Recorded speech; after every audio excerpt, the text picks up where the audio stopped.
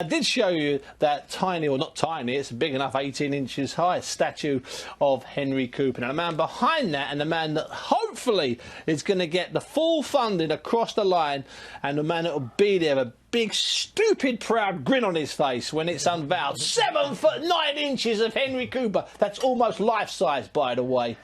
I'm delighted to say on the sofa with me now, Mr. Ray Caulfield. Ray, thank you so much for coming in. It's been an absolute delight and a pleasure. I've wanted to get you on the show for a long while because in addition to your Henry Cooper duties and being a good guy, you're also the secretary of the London Ex-Boxers Association, the biggest of the ex-boxers associations around the country, the most active. They raise the most amount of funds. This statuette is fantastic, I've got to tell you. Let's do some facts and figures. It's my understanding you had 50 of them made. 50 have been made and 42 have been sold. We've just got 8 left to sell. When the 50 is sold, the mold's broken. So that's it, there's only going to be about 50? It will be broken at a London Ex-Boxers meeting. And now, they're £1,000, is that correct? £1,000 each. Now, they are heavy, aren't they? They're not... Yep. Like, oh, shoot, yeah. I could, but it would be a right job, you know what I'm saying? I'd be like... You could have tried it years ago. So I'm not going to try. So wait, so it's £1,000. So there's 8 of them left. For this, just give us. I'll show you. This is how the Henry Cooper statue will look once it's up. I don't know if you can see that. It's down in Bellingham, isn't it? Bellingham, in South London, stroke Kent, we like to call it. There it is. There's the statue. 7'9" of Henry.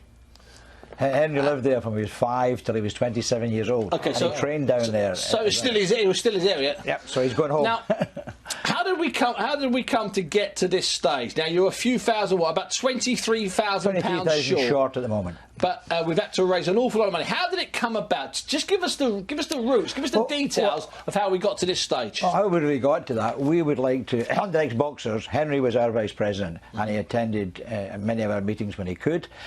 He also, 18 years ago, we asked him if we could use his name to the Sir Henry Cooper Golf Classic to raise funds for Ex-Boxers. Which I've seen loads of times. We've had 18, and he turned up at every one of them.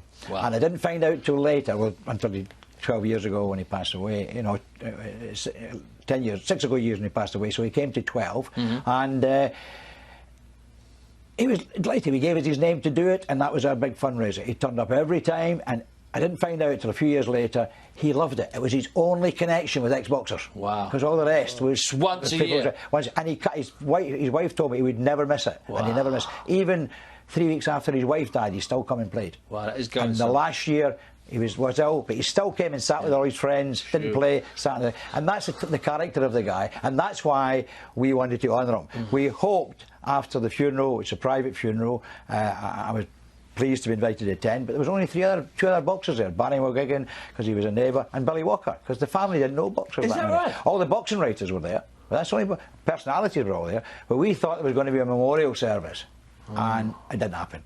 So we're still, so in some ways, Barry and Ray, we're still waiting for that public memorial service that we'll get when this is unveiled. So how do we go to finding someone to make it and to start the fundraising, which I know you've almost single-handedly done?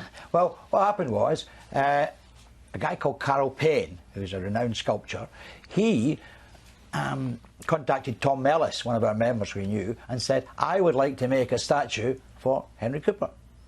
He said, because when I was young, 10 years ago, and making Randolph Turpin statue, we ran out of money. Of course, which is up in Leamington. And he said, we had no money. And we ran out, nobody got it.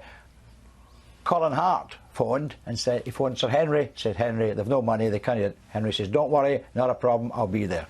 And he arrived and spent the whole day. And because Sir Henry was coming, hundreds came. The sculptor said, Henry, I'd love to make a statue for you. He said, oh, and Henry says, well, I hope it's a long time away. And he did.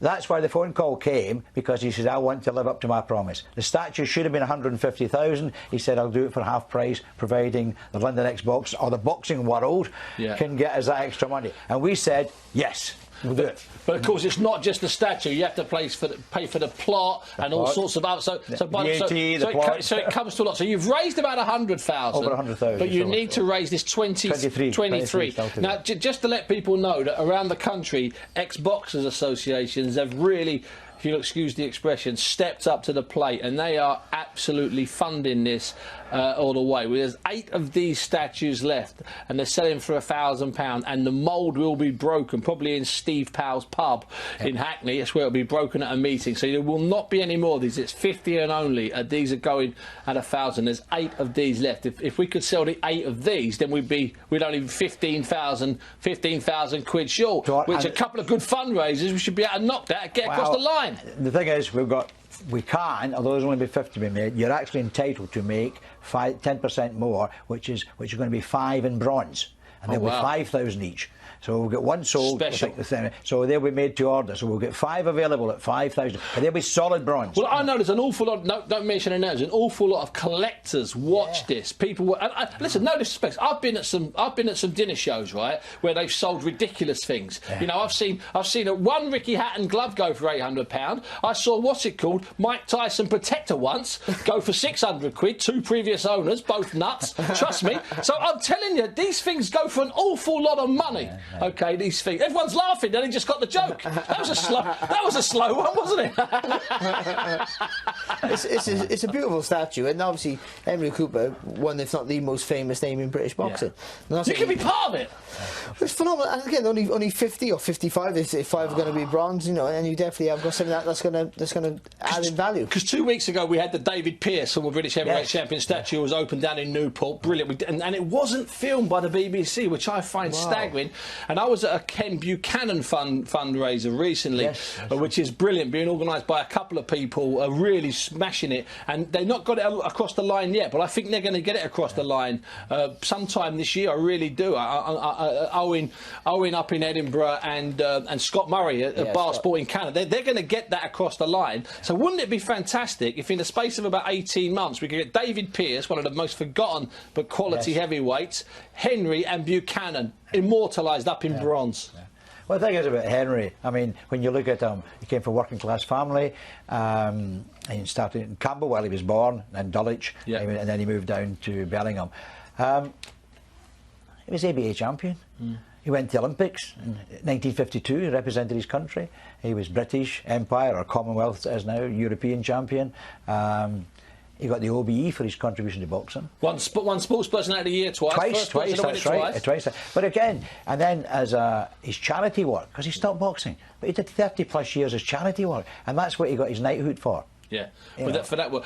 Right, Ray, we are running out of time. The statue looks brilliant. You've been brilliant. Just quickly, how can people, apart from tweeting me at Big Daddy Bunce, and I will direct you, how can people find out a way to get to you, Ray? There's the email address or a phone number there. OK, so it's Ray Caulfield, RayCaulfield at TrimeUK.com. The easiest way might be to get hold of me at Big Daddy Bunce, and I'll put you in touch with Ray Caulfield. If you want to be one of the last 8 people to buy this piece of history and help us make history, then step forward. Barry, don't go anywhere. Ray, it's been an absolute pleasure and a delight. Thank you for your support. I only shake hands with people like Roy Jones, Riddick Bowe and Ray Caulfield.